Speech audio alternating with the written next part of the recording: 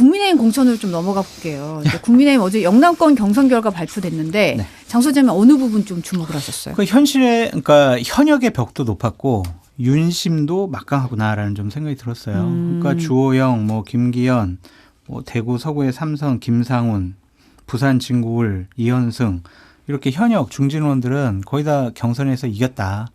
뭐 이미자 의원도 상주 문경에서도 무난하게 경선에서 이겼고요. 윤심도 막강하다라고 생각을 한 게 김은혜 전 홍보수석은 성남 분당구에 김미수 대변인 꺾고 공천권을 따냈어요. 그리고 부산 수영 같은 경우에는 장해찬 네. 전 최고위원이 경선에서 현역 의원을 이겼고요. 또한 양천에서는 조수진 현재 의원을 비례대표 의원을 구자룡 변호사가 인재 영입 1호였었거든요. 그분이 이제 또 현역을 꺾었다. 그래서 윤심도 막강하고 현역의 벽도 높았다라고 좀 보여지는데 약간은 이제 국민의힘 공천이 현역 위주로 되는 것 같아요. 물갈이라든지 개혁 공천의 이미지는 지금 없고 상당히 안정적으로 조용하게 가서 분란 없이 혼란 없이 이번 선거를 치르겠다라는 목표 하에 AI 공천을 하고 있거든요. AI 공천. 네. 네. 그렇기 때문에 이것이 과연 3월 22일 날 총선 대진표가 나오면 국민들이 어떻게 받아들일지도 앞으로 국민의힘이 대략 15군데 정도의 좀 논란되는 지역이 있는데 네. 거기를 어떻게 공천할 것이냐 상당히 좀 머리 아플 것 같다라는 생각이 듭니다. 그러니까 국민의힘은 지금이 문제가 아니라 뒤로 가면 좀 문제될 것 같아요. 뒤로 뭐 가면. 엄청난 뭐 문제라기보다는 그러니까 정권 심판론의 민주당 쪽에서 이제 공격하는데 굉장히 좋은 소재들이 많은 게 이를테면은 특히 이제 비서관들, 그러니까 행정관들은 이번에 용산 행정관들은 좀 많이 떨어졌어요. 이번에. 근데 비서관들은 거의 다 들어갔거든요. 그러니까 어쨌든 이제 직급이 높은 사람들은 거의 다 들어갔다고 보면 될 것 같아요. 거기도 이제 약간 좀 이게 직급에 따라서. 그렇죠. 예. 뭐 이원모, 주진우 뭐 이렇다면은 뭐 홍보수석 김은혜 뭐 등등등 해서 이제 그러니까 비서관 이상들은 수석까지는 다 거의 다 들어갔고 강승규 뭐 이렇게 그리고 행정관들은 좀 아무래도 나이도 젊고 상대적으로 그러니까 대표적인 게 송파병에 김근식 교수가 이제 김성용 행정관 누른 거 뭐 이런 거죠. 김근식 교수도 뭐 위험하다 떨어질 거다 뭐 이런 얘기도 있었지만은 결과적으로 보면 이렇게 된 겁니다. 그리고 이제 제가 이제 눈에 띄는 거는 아까 뭐 말씀하셨지만은 그 채널A의 이제 조수진 의원이 양천에 여기가 채널A 대전이었거든요. 아, 그렇죠. 네. 예, 원래 채널A로 뜬 조수진 의원이 채널A로 지금 뜬 이재명 저격수 구자룡한테 밀렸다라고 이렇게 보시면 될 것 같아요. 그래서 전체적으로 보면 아까 말씀하셨지만 이게 지금은 뭐 그냥 잡음이 없지만은 뒤로 가면은 여전히 윤핵관들 지금 윤핵관들 다 공천 받았지. 신윤들 다 공천 받았지. 하태경만 바보 됐다. 본인이 얘기한 거 이거? 이건 본인이 얘기하신 거니까. 본인이 얘기한 거예요. 하태경만 바보 됐다라는 게 아주 틀린 말은 아니다. 뭐 하태경 의원은 본인이 서울로 진출하고 싶은 욕심도 있었고 그리고 먼저 희생하는 어떤 거를 가져가고 싶었지만은 진짜로 이제 만약에 공천도 못 받으면은 이번에 하태경만 바보 됐다라는 게 틀린 말이 아닐 것 같아요. 어쨌든 윤핵관, 친윤 뭐 이런 색채들이 그대로 유지됐기 때문에 정권 심판론의 민주당이 빨리 가동하기에는 나쁘지 않다. 대진표를 봤을 때. 네. 근데 사실은 이제 감동 없는 공천이다, 뭐 무응 공천이다 이런 얘기 나오니까 이제 국민의힘에서도 신경을 쓰는 것 같은 게 한동훈 비상대책위원장이 비례에서 보완하겠다. 뭐 이런 얘기를 했더라고요. 근데 먼저 비판할 지점은 위성정당은요 별도의 정당이에요. 그래서 우리가 2020년도에 봤지만 서로 같이 선거운동도 못했어요. 그냥 그래서 비슷한 색깔 옷을 입고 그냥 이렇게 같이 기웃기웃 이 정도였거든요. 근데 지금은 완전 자기네들이 공천을 하겠다라는 거는 이거 선거법에 걸릴 수도 있다. 이게 왜 그렇게 하냐. 그거 먼저 좀 비판을 해야 될 것 같고 네. 2020년대는 최소한 별도의 그냥 당대표 두고 그냥 객관적으로 그냥 당신들끼리 공천해라. 그래서 공천 파동도 일어나고. 어쨌든 표면상으로는 분리를 하려는 최소한의 노력은 했는데. 근데 지금은 그냥 내가 할게요 이거거든요. 이게 맞나 그런 생각이 좀 들고요. 어쨌든 비례 후보를 추천함에 있어서 국민 눈높이에 맞는 개혁적인 인사 그리고 좀 영입 인사들을 제대로 배치해야지 여기도 만약에 대통령과 좀 가까운 분, 윤핵관과 가까운 사람 이런 식의 흔적이 묻어있는 사람들을 공천을 하게 되면 와 진짜 이건 해도 너무하네 이러한 분위기가 나올 거예요. 그래서 비례대표 공천을 제대로 잘 해야 되는데 관여하는 것도 문제고 관여 안 하는 것도 문제고 참 위성정당 만든 것 자체가 문제다라고 말씀드립니다. 일단 법상으로는 이렇다고 해요. 당사자가 출마를 안 하면은 다른 당 선거운동을 할 수 있다고. 뭐 당사자가 출마를 안 하면? 그래서 한동훈 비대위원장은 출마를 안 했잖아요. 그렇죠. 그래서 이제 위성정당에 대해서 선거운동을 할 수 있다. 뭐 이런 식으로 이제 해석을 하는데 그거는 선관위의 뭐 정확한 유권 해석을 좀 받아볼 필요는 있는 거고 다만 공천은 할 수 없어요. 그러니까 그렇죠. 이 당의 사람이 이 당을 공천하겠다고 하는 이거는 제가 좀 세게 얘기를 하면은 한동훈 비대위원장 빨리 선거법 위반으로 잡아 넣어야 돼요 지금. 아니 농담이 아니라 진짜 그런 겁니다. 이거를 그때 황교안 대표는 굉장히 조심스럽게 얘기를 그렇죠. 했어요. 네. 그 황교안 대표도 법무부 장관 출신이고 검사 출신이고 왜 몰랐겠습니까? 이게 실정법 위반이라는 거를 본인도 알고 있고 이거를 조심스럽게 다뤄야 되는데 한동훈 비대위원장은 말씀하셨다시피 너무 대놓고 그냥 대놓고 뻔뻔하고 이걸 법 위반이라고 진짜 누가 고발이라도 하면은 굉장히 복잡한 문제가 생깁니다. 이렇게 내가 공천하겠다 이런 거는 말이 안 되는 거예요. 그러니까 이거는 그러니까 잘 상의해서 하겠다라는 것도 말도 좀 웃긴 거고. 그래서 이 부분은 누군가가 좀 문제 제기를 할 가능성도 있겠다. 내가 보니까. 예, 선거 뭐 시민단체가 됐든 제가 사주하는 거 아닙니다. 김준일이 사주해가지고 또 뭐 했다 뭐 이렇게 할 것 같아서 충분히 문제. 이게 왜냐면 꽤 얘기가 나오고 있어요. 지금도. 그 부분은 이제 문제가 될 것 같고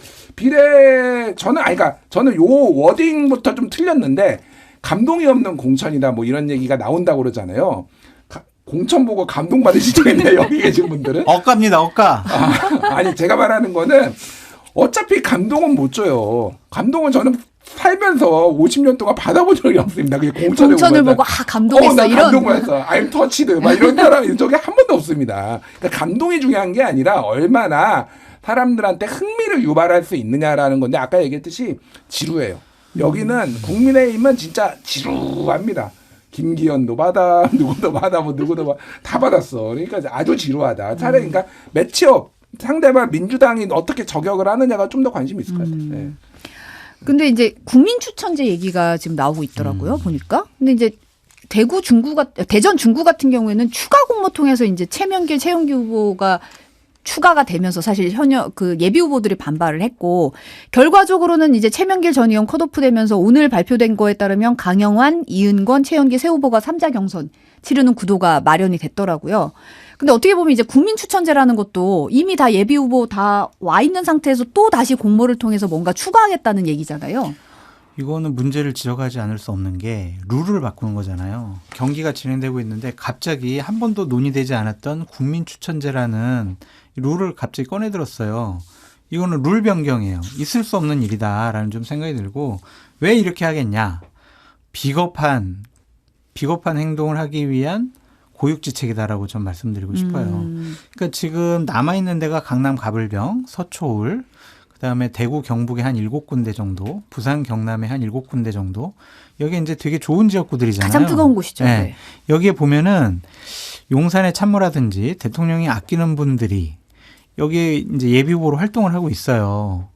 그럼 여기에 이 사람들을 어떻게 공천 줄 수 있을까? 머리를 짜내다 보니까 내려 꽂으면은 문제 생길 것 같으니까 상향식으로 지역에서 몇몇 사람들이 이렇게 이 사람 괜찮은 것 같아요 하면서 우리가 내려 꽂지 않았어. 우리는 그 지역에서 원하는 사람을 우리가 경쟁력 있다고 생각을 해가지고 탄소 공천 준 거야.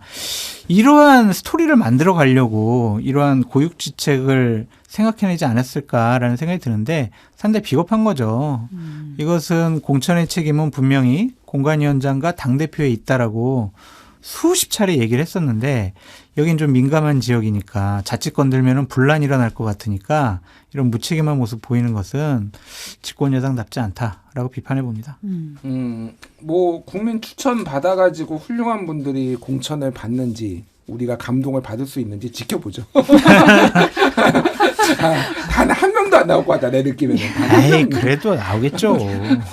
아 왜 이렇게 기대를 안 해요? 그렇게 집권 여당인데 그래도 좀 집권 여당이 잘 돼야 나라가 안정되고 국민들의 삶이 편안해지는 거 아니겠습니까? 요즘 우리 장성철 소장님이 보수 참칭해서 참칭죄를 빼겠다고 보수 패널로서 하겠다고 지금 길을 쓰고 하는데 그래도 안 돼요. 어차피 드럼통이야. 난 안 무조건 총선 끝나면 바로 숙청이야 숙청. 같이 갑시다. 뭘 같이 함께 갑시다. 아, 지금 이제 속보 안 그래도 지금 빈센트 팀이 얘기 좀 해달라고 하는데 선거구 획정안 수정해서 오후 본회의에서 여야가 처리하기로 합의를 했더라고요. 어떻게 수정을 했는지 모르겠네요. 근데 지금 얘기 나오는 게 스트레이트 얘기 보면 지금 여야가 비례대표를 한석을 줄이는 줄여서 걸로? 전북 지역구 10석을 현황대로 유지하는 걸로 예. 하고 정개특위에서 잠정합의한 특례구역 4곳 지정도 그대로 유지한다. 그래서 이제 뭐 강원도에 뭐 다 뭐 합쳐진 속초처럼 뭐 하천 네. 양 이런 거는 이제 안 한다. 이런 얘기고 지금 민주당이 요구했던 게 부산 북 강서 남구 분구 합구 이거는 받아들여지지 않은 것으로 예, 지금 예. 알려져 있거든요. 이제 이렇게 되면 뭐 오늘 본회의 올려서 처리를 한다는 거잖아요. 네. 이제 이게 사실 29일 날 뭐 빅 이벤트다 했던 게 이거랑 쌍특검법이에요, 사실은. 그렇게 보면은 지금 유령님이 이러면은 어떻게 되는 겁니까? 가결됩니까? 어떻게 되는 겁니까? 좀 물어봐 달라고. 선거법은 그냥 여야가 합의를 했기 때문에 가결된다고 봐야 될 것 같고요. 쌍특검법 같은 경우엔 가결되기가 쉽지가 않아 보인다라고 말씀을 드립니다. 그러니까 저는 민주당의 이탈표가 더 많이 나올 것 같다라는 좀 생각이 들어가지고. 아, 민주당의 이탈표요? 네, 왜냐하면 지금 민주당 공천 못 받은 사람, 공천 못 받을 것 같은 사람들 화가 나 있잖아요.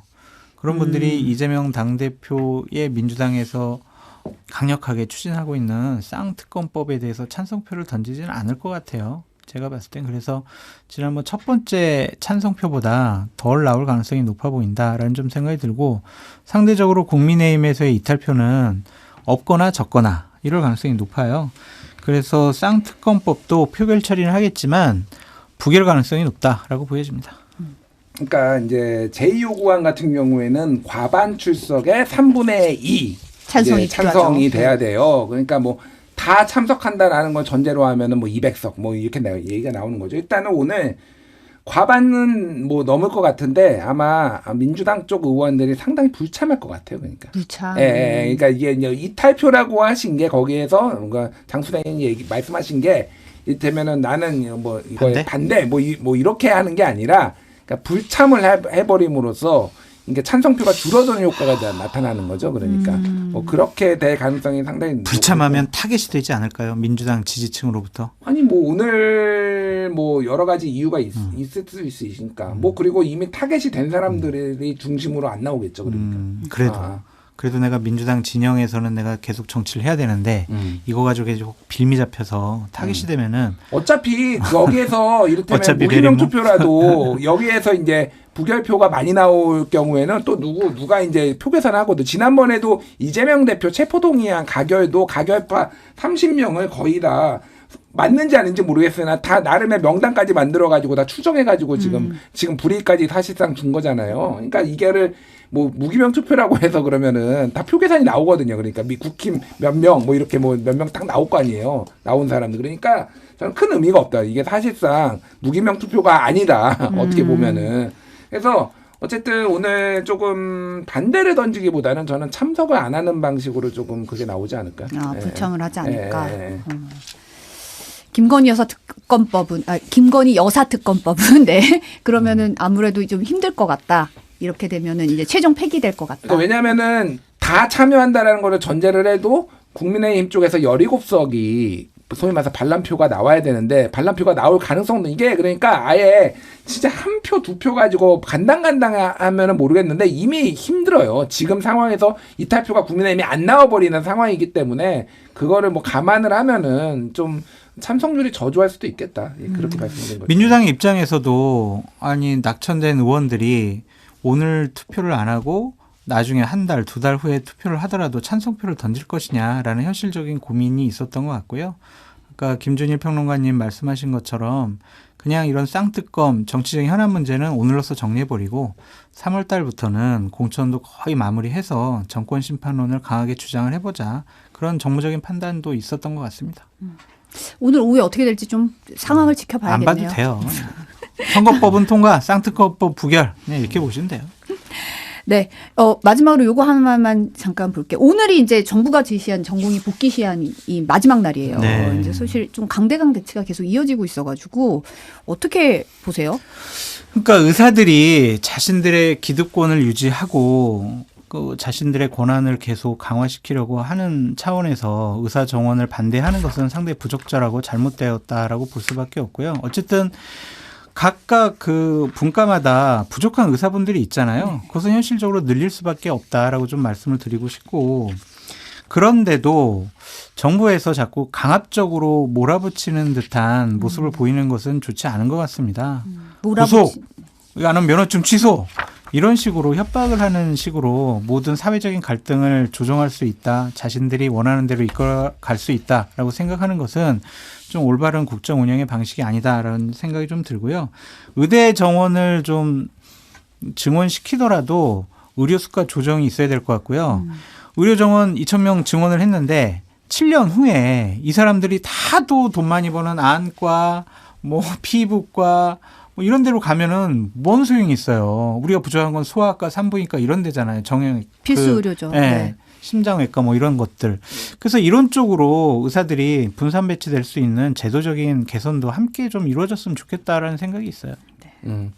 뭐 다 이제 좋은 말씀 동의하는 말을 하셨는데, 그러니까 저는 그거를 좀 말씀드리고 싶어요. 쉽게 얘기하면은 이렇게 세게 밀어붙이는데도 대통령이나 정부에 대한 여론이 안 나빠지는 이유에 대해서 의료계가 생각을 해봐야 되는 거예요. 이거는. 그러니까 이거는 그동안 의료계가 지금 2006년 이후로 이게 3,056명이 안 변했지만은 그 전에 300명, 500명 깎은 것까지 생각을 하면은 이건 1998년 이후로 지금 이 의대 정원이 안 변한 거거든요.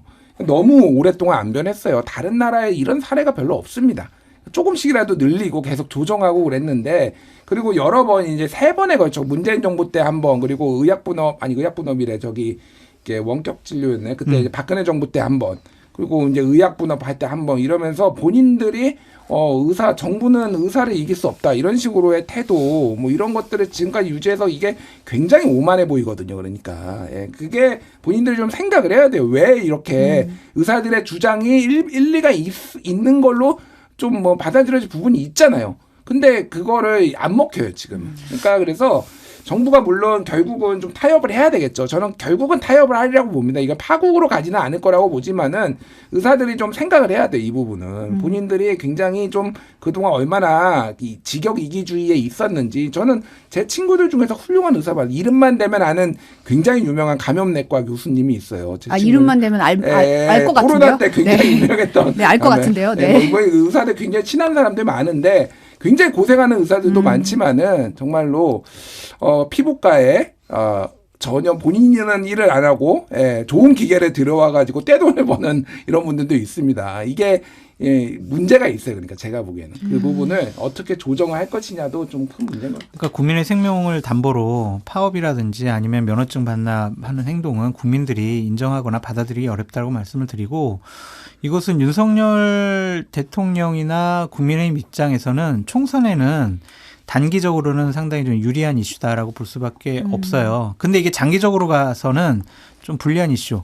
이런 혼란 상황을 아직도 정리 못했어? 국정 운영 능력이 있는 거야? 그런 비판 받을 수가 있으니까 빨리 이 사태는 해결해야 되고, 민주당과 이재명 당대표 같은 경우에는 약간 좀 오락가락했어요. 처음에는 의사편 들었다가 지금은 한 4,500명 정도가 좀 증원이 적당한 것 같습니다 라고 하면서 양비론적으로 갔는데, 이 부분을 잘 컨트롤 잘 하지 못하면은 총선에서 상당히 불리한 이슈가 될 것 같다. 국민들은 대폭적으로 늘어났으면 좋겠다고 생각하는데 4,500명 정도?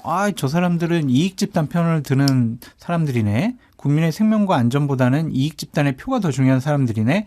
그런 인식을 민주당이 받을 수 있기 때문에 상당히 정말 조심스럽게 접근해라. 그렇게 말씀드립니다. 2020년에 그 국민의힘이 이익 집단의 편에 들어가가지고 문재인 정부가 400명 늘리겠다고 하니까 결사반대하고 의사 편에 들었었잖아요, 그때.